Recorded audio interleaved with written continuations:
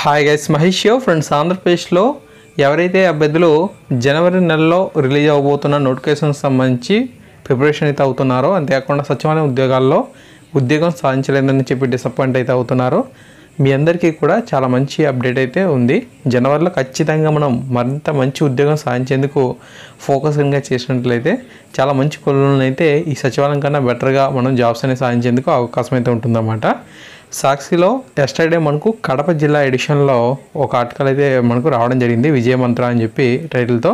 ఇక్కడ మనకు నోటిఫికేషన్కి సిద్ధమవుతున్న ఉద్యోగాల వివరాలు అని చెప్పి ఇక అప్డేట్ అయితే ఇచ్చారు.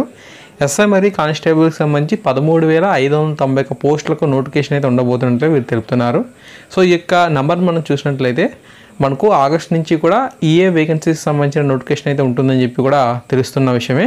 అందువల్ల కొంచెం ఈ యొక్క ఆర్టికల్ని విశ్వసించేందుకు అవకాశం అయితే ఉంది. అంతేకాకుండా ఉపాధ్యాయ పోస్టులకు సంబంధించి కూడా హామీ అయితే మనకు సీఎం జగన్మోహన్ రెడ్డి గారు ఇవ్వడం జరిగింది. అంతేకాకుండా విద్యాశాఖ మంత్రి ఆదిమూలపు సురేష్ గారు కూడా పక్కాగా మనకు జనవరిలో మనకు నోటిఫికేషన్ అయితే ఉంటుంది ఉపాధ్యాయ కార్యాలకు సంబంధించి, తప్పకుండా అందరూ ప్రిపరేషన్ అయితే అవ్వండి అని చెప్పి కూడా తెలపడం జరిగింది. అయితే ఎన్ని వేలకు సంబంధించిన వేకెన్సీ అయితే ఉంటాయని తెలపలేదు.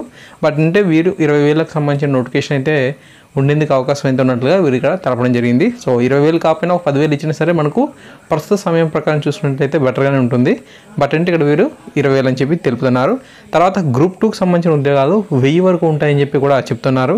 గ్రూప్ 4 ఏమో 2,600 అని, అటవీ శాఖ బీట్ ఆఫీసర్లో 2,750 పోస్టులకు సంబంధించిన నోటిఫికేషన్ అయితే ఉంటుందని, ఇతర శాఖల ఉద్యోగాలు 5,000 పైన మనకు ఉద్యోగాలకు సంబంధించిన నోటిఫికేషన్ అయితే వస్తాయని చెప్పి వీరు ఇక్కడ చెప్పడం జరుగుతుందన్నమాట. ఓకే, ఖచ్చితంగా ఉద్యోగాలకు సంబంధించిన క్యాలెండర్ అనేది జనవరిలో మనకు రిలీజ్ అయితే అవుతుంది కాబట్టి అభ్యర్థులందరూ కూడా ఈ విషయాన్ని అయితే ఫోకస్ చేయాల్సిన అవసరం అయితే ఉంది.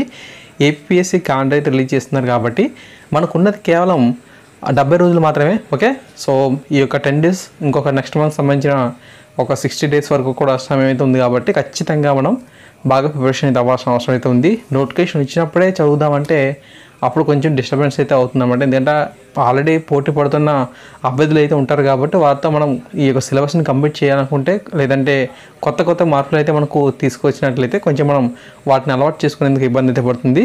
మంచి అప్డేట్ ఏంటంటే తాజాగా మనకు ఈ యొక్క ఏపీఎస్సీ కండక్ట్ చేసిన ఎటువంటి ఎగ్జామ్స్లో కూడా ఇంటర్వ్యూస్ అయితే ఉండవు అని చెప్పి అంటున్నారు. ఓకే, అంటే వారి యొక్క ఎగ్జామ్స్లో ఇంటర్వ్యూ పెట్టాలనుకున్నా సరే ఈసారి పెట్టేందుకు అవకాశం అయితే లేకుండా చేశారని చెప్పి కూడా తెలుస్తూ ఉంది. ఓకేనా, సో అందువల్ల ఇది చాలా మంచి అప్డేట్.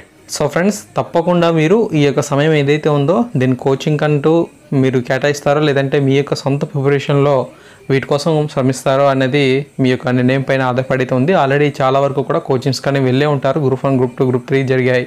అదే కాకుండా డిఎస్సి కూడా ఎగ్జామ్ జరిగింది.